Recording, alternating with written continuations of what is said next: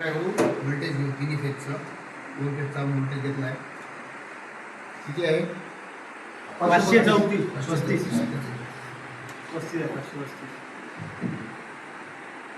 540 ठीक आहे. आता हे काय दोन फेजचं व्होल्टेज झालं. मग आता आपण यामध्ये पाहू की आता एम्पियर किती घेते हा ए वर सेट करायचं 0.1 एम्पियर घेत आहे 0.4 घेत आहे आणि तो 0.4 घेते. त्याचं कारण हे आहे कारण की हा किती वॅटचा आहे 6 वॅटचा. सध्या काय अनबॅलन्स आहे. आता हे बॅलन्स नाही आहे कारण की वॅट मीटर दाखवते आपला 60 वॅट घेत आहे. हे व्होल्ट मीटर आहे किती व्होल्ट जात आहे यामध्ये समजते आणि ते एम्पियर मीटर आहे. आपण एक एम्पियर मीटर घेतलं एक व्होल्ट मीटर घेतलं आणि वॅट मीटर घेतलं म्हणजे त्याला एम्पियर समजतात व्होल्टेज समजतात आणि वॅटेज समजतात. जर आपल्याला बॅलन्स करायचा असेल तर आपण काय करू की एक आपण जो बल्ब आहे तो चेंज करू म्हणजे यामध्ये आपण पाहू की 60 वॅटचा बल्ब 60चा आहे हा आपण इथं 200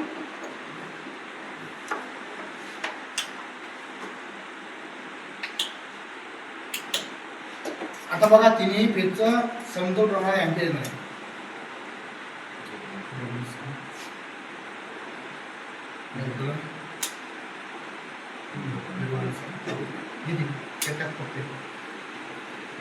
वायरमध्ये होता इथे 0.6 ठीक आहे 5 आहे तिथं. तर तिन्ही याचं काय आहे एम्पियर व्होल्टेज समतोल आहे. पण यामध्ये आपण काय पाहतो की ज्यावेळेस आपण ज्यावेळेस आपण 60 वॅटचा बल्ब लावतो त्यावेळेस बॅलन्स राहते काय मग आता बॅलन्स पूर्ण आहे म्हणजे आपल्याला वॅट मीटर सांगते की हा 60चा आहे हा 20चा आहे यानुसार आपण तिन्हीचं बॅलन्स करू शकतो.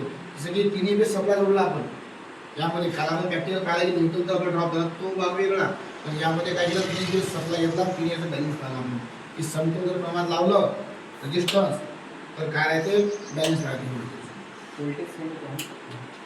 आता आपण